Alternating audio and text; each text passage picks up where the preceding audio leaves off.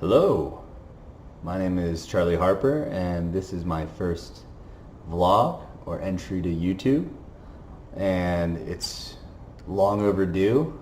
I think I've thought about doing YouTube maybe 100 times, but never actually started or uploaded anything.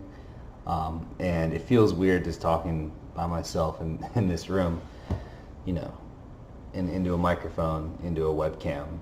But I figured I'd start a channel where I would talk about the ideas that I have, and I have a rough idea of what I want to, focus in, and it has to do with, I think, being a millennial that is also religious, which is something that and specifically Christian. So I think that's the direction I want to go in, and I've been thinking a lot about going back to the church recently.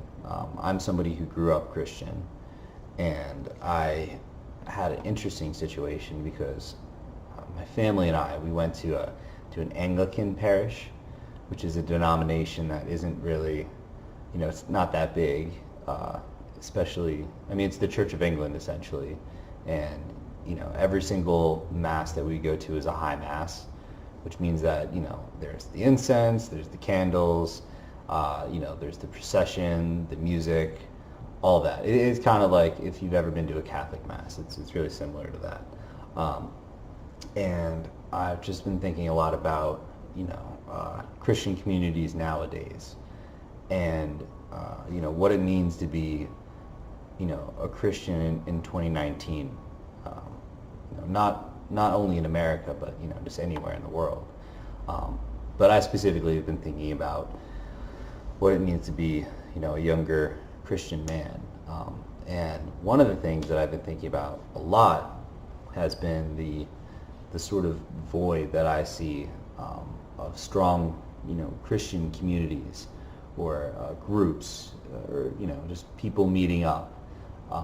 And a lot of my thinking has been inspired by a book called Benedict by Rob Dreher, and it's certainly a controversial book because basically Rob Dreher's idea is that Christians need to sort of remove themselves from society and form better tight-knit communities, which a lot of people when they just hear that or read some of the passages in the book, they'll have this knee-jerk reaction to sort of just reject these ideas and say, Christians can't do that, like, for some reason. Whereas, there are a lot of other religions that do the same thing. Some that come to mind are, the Sikh communities, Jewish communities, Muslim communities do this as well. There's a lot, but, just as a young man, sort of making my way back to the church, I just feel like there's a lack of a vibrant community, and it could be better. This book basically is taking a historical example of Benedictine monasteries from Western Europe in the Middle Ages, where these fantastically interesting monks would start these vibrant communities and basically live together for their entire lives. They would pray multiple times a day. They would work on illuminated manuscripts, great works of art. And I'm not recommending that people do this. I don't really know that much about monastic living. It's just something that's really interesting to me from a historical perspective. So these monks originated from the Celtic Church, which is really interesting because after the fall of the Roman Empire, in the ruins of what was the infrastructure of Western Europe, it was basically this anarchy. And I'm talking in very general terms right now, but there was a lack of cohesion, of structure to Western Europe, and the church suffered through that. And basically, the church and what I consider the idea of, the West was preserved on, basically the shores of, Ireland and Scotland. These kind of crazy, like, warrior monks that used to be pagan, they used to be Celtic pagans and had converted. And I mean, some of them had also just grown up their entire life Christian, but the whole movement sort of came out of the pagan communities that had existed before the Roman Empire and that are fantastically interesting. However, these sort of like warrior, priests and monks, etched out a living on these rocky beaches and, windswept cliffs in these fantastically beautiful, Irish landscapes. So there's an island, I think off the coast of Scotland called Iona, which is just amazingly beautiful. It's basically blue skies as far as the eye can see, ocean as far as the eye can see, and then this, pleasant little island, basically off the coast of Scotland, is where some of these monks created a monastery that, to some extent exists today.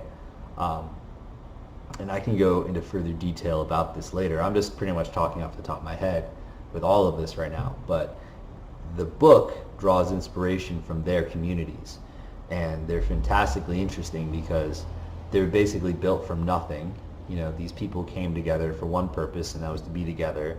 And, they shared a common culture, common belief system, and it's really interesting because not only did men lead the monasteries, but there were some women who led the monasteries as well. Because being closer to those pagan communities, there was an idea of there's a better idea of like gender equity or equality, I guess, in those pagan societies. And that was carried into these monasteries, which is interesting. It's like food for thought because there's a lot of controversy nowadays as to whether women can be priests and all that. And I'm not very well read on that, but these monasteries are really interesting. And Rob Dreher, wants Christians to use their example as sort of a schematic to create, better communities nowadays that are a little bit withdrawn from society. He's not, at least I don't think he's advocating, that everybody become Amish, and break their cell phone and start farming mushrooms. But, it's a really fascinating book. And I can make another follow-up video that goes more in depth about the Benedict option and, why it's interesting to me personally. I do have some reservations because I want to balance these ideas with, just being a normal person nowadays. And being a normal person nowadays doesn't involve, saying goodbye to all your friends and, announcing that, oh, I'm going to go live in this Benedictine community.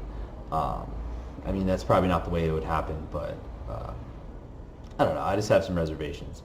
I really like the book, though. And what I want to do, to put these ideas into action is to organize, and this is just something that I'm trying to do in my personal life, is organize these little dinners, right, that, me and some friends would host. And the whole idea would be to bring people from different church communities together around one table, specifically one table. Everybody would make some sort of food item or beverage from scratch and bring it to that table and, basically feed the group. And it doesn't have to be anything elaborate. You could you could just bake something, like a loaf of bread, or you could be the person who makes the lemonade. And, over time, as you keep doing that, it's going to get better and better and better and taste better and make the whole dining experience, just a more enjoyable one.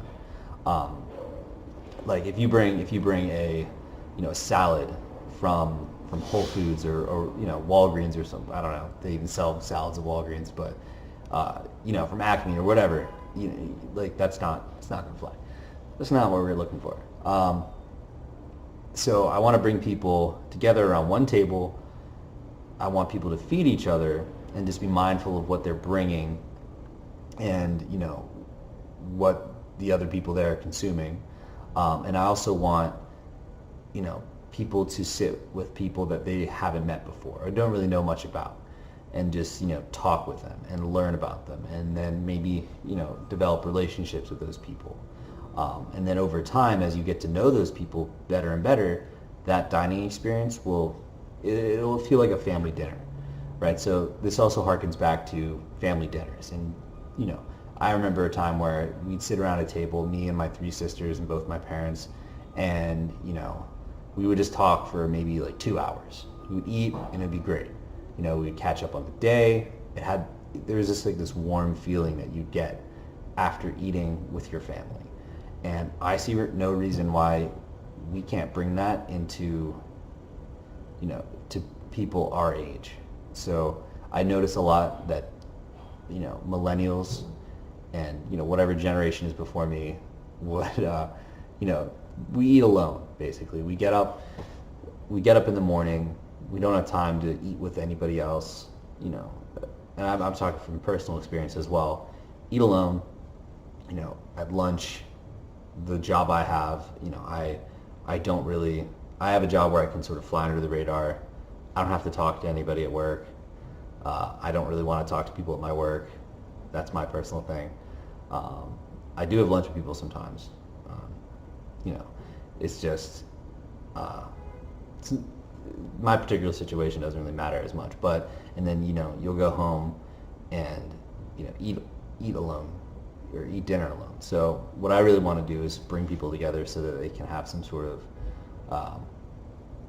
family type experience, right? Where, you sit around one table and you share the same food, and there's no like buffet, right? We're not putting the food on a separate table, because I hate that time where people just get up from a table and they all line up and walk around this one table.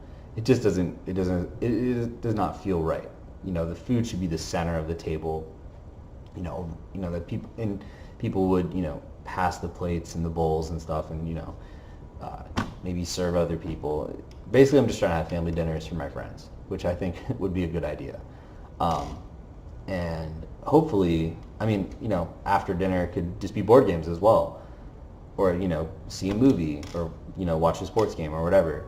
But I think that Christians need to do more of that, especially people my age. Christians my age is plan small gatherings together, that aren't put on by like a church group or Young Life, but that just emerge organically, right? And it doesn't just have to be about, praying or, reading the Bible. It doesn't have to just turn into a Bible study. It could be, just a bunch of Christians who are enthusiastic about food, or like brewing beer or wine. I don't know.